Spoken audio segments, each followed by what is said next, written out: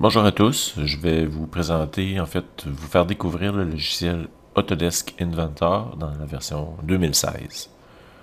Alors ici, je suis à l'écran d'accueil et ce qu'on peut retrouver ici, ce sont les icônes pour créer de nouvelles pièces, créer des ensembles, c'est-à-dire plusieurs pièces qui sont réunies. Et aussi, il y a les mises en plan ou les dessins de ces pièces-là qui ont été créées, donc avec les cotations et tout. Alors, premièrement, mon conseil est de vous dire, si vous ne connaissez pas le logiciel, on a ici un parcours d'apprentissage qui est vraiment bien fait. Toutefois, la vidéo de présentation peut en décourager plusieurs. Donc, je vous conseille de débuter à la partie esquisse. Bon, il y a esquisse, pièce, ensemble et dessin. Ça m'a pris 3 jours, moi, pour m'approprier tout ça. Et c'était mon parcours là, pour l'apprentissage du logiciel. Alors, une fois que j'ai cliqué sur Didacticiel 1, sur les esquisses, ici, je clique sur Commencer le didacticiel. Il apparaît à droite dans quelques instants, là, il devrait apparaître. Ici, je m'attends. Bon, ok. J'ai un panneau à droite qui me dit quoi faire. Et ce qui est fort intéressant avec cette démarche-là, c'est que peu importe l'étape choisie, on a toujours un modèle de départ, donc c'est évolutif, mais d'une étape à l'autre, on est sûr de ne pas traîner une erreur de création. Donc, ce qui est intéressant ici, c'est que, supposons que je prends l'étape 1, j'ai toutes les étapes détaillées, ainsi qu'une vidéo là, de présentation qu'on aperçoit à l'écran. Donc, j'ai deux options, dans le fond. Soit suivre attentivement la vidéo, qui, je dois le dire, va quand même assez vite, merci, pour quelqu'un qui s'initie. Ou, moi, ma démarche, ça a été de visionner la vidéo, puis ensuite de lire là, toutes les étapes de création. Ce qui est intéressant aussi, c'est que on voit ici une flèche rouge là, en surbrillance qui nous montre, dans le fond, où appuyer, puis c'est très bien guidé. Donc, c'est ça ma recommandation. Alors, je vais quand même vous montrer un peu qu'est-ce que ça peut donner rapidement. Donc, je vais créer une pièce, un cube, disons, donc standard, et je vais lui faire, on va dire, un trou au centre. Donc, pour que vous compreniez l'idée. Tout débute par une esquisse.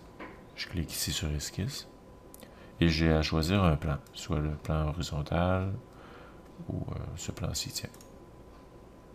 Alors, une fois arrivé à l'intérieur de l'esquisse, j'ai toutes les fonctions là, pour faire les dessins. Puis à la fin de tout ça, je devrais terminer l'esquisse pour revenir au mode d'affichage principal. Donc je vais me faire un rectangle. Ici, il y a plusieurs options. Je vais dire par 3 points, tiens, par 3 points, par 2 points. Okay. Ou même au centre, tiens. Partons du centre. Et comme ça. Alors, ma forme est créée. Je peux ici coter, donc forcer des dimensions, soit, on va dire, 30, Enter, puis 20, Enter. Alors, j'aimerais ici voir ce cube-là apparaître à l'écran. Donc, je termine mon esquisse. Là, j'ai une géométrie 2D. Et c'est par une extrusion ici que je vais obtenir mon cube avec la profondeur que je désire, on va dire 15. 15. Puis j'ai le choix de la direction.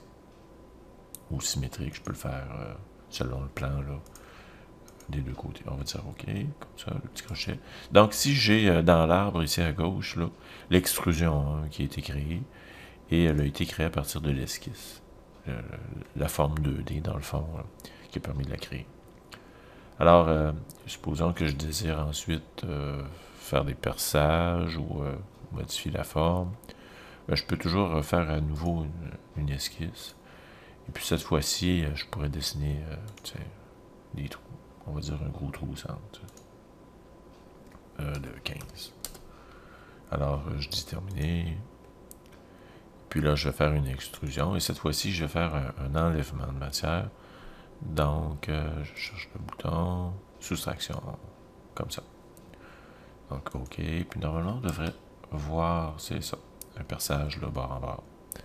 Donc c'est comme ça que ça fonctionne, le logiciel. Puis, si au moment de la création, on réalise qu'il y a des choses qui font défaut, on peut venir ici localiser le dessin, en fait l'esquisse, venir modifier les propriétés. Par exemple, ici, je peux dire, en fin de compte, c'était pas 15, c'est 12. Puis, tout se met à jour automatiquement. Si ce perçage-là, je ne désire plus l'avoir, je peux cliquer à droite ici, puis dire, je vais supprimer cette fonction-là de perçage, d'extrusion. Comme ça ici, et je reviens à l'extrusion de départ, l'extrusion. Alors, on peut faire différentes choses, ici, on voit. On peut utiliser les fonctions de perçage, les congés c'est les coins arrondis. On peut créer des coques, donc ça va créer un espace intérieur, comme ceci. En fait, on peut tout faire, des filettages. Donc, c'est par les didacticiels qu'on réussit à faire un beau travail. Bonne chance.